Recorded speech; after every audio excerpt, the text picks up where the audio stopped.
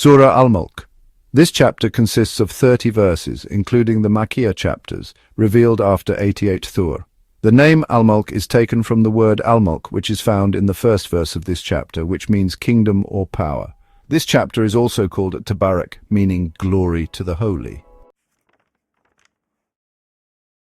The main contents of Surah Al-Mulk. The kingdom of God covers the world and the hereafter. It is mentioned in Surah Al-Mulk, verses 1 to 5.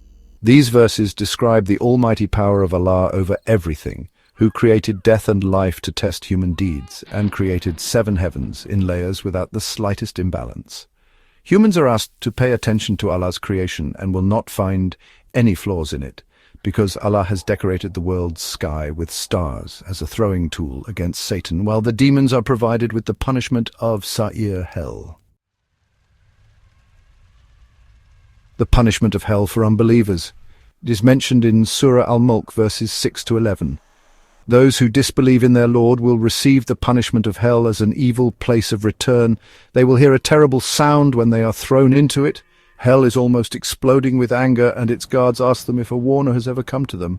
They admit that a warner has come, but they deny it, and say that Allah did not send down anything. As a result, they are in great error and regret that if they had listened to or thought about the warning, they would not have been among the inhabitants of the blazing hell. Allah's promise to believers. It is mentioned in Surah Al-Mulk, verses 12 to 15. These verses teach that those who fear their Lord without seeing him will receive forgiveness and a great reward.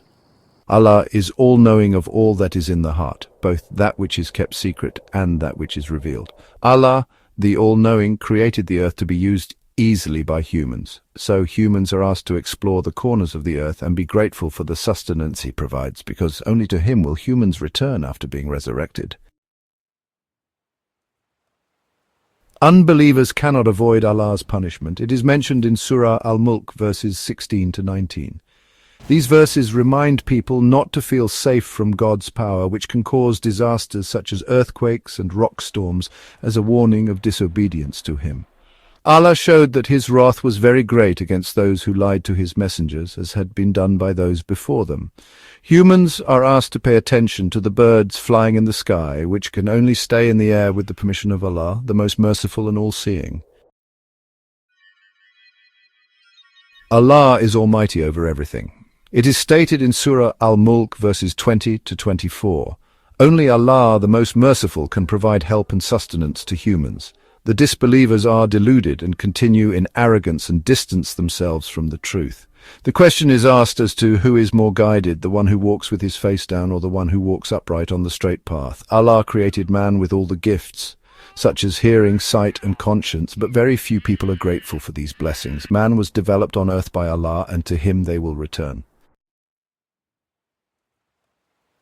Allah's punishment will certainly befall the disbelievers. It is mentioned in Surah Al-Mulk, verses 25 to 30. These verses show the reaction of the disbelievers who doubted Allah's promise of punishment, but when the punishment was getting closer, their faces became gloomy because they had previously denied it.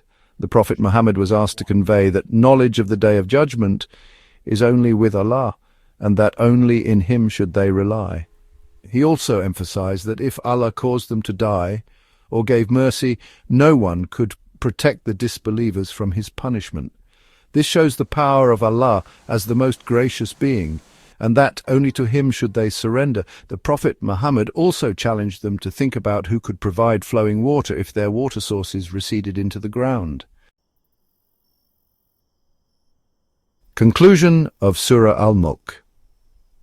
Surah Al-Mulk displays evidence of Allah's greatness and power that is found in the universe, encouraging humans to pay close attention to it so that they believe in him.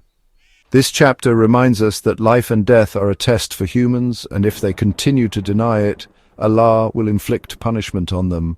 Allah created the heavens in layers and all of his creation in perfect balance, and ordered humans to pay attention to the contents of the universe. This chapter also threatens unbelievers with punishment and promises retribution to believers. Apart from that, Allah makes the earth easy for humans to seek sustenance, while warning that very few of them are grateful for his blessings.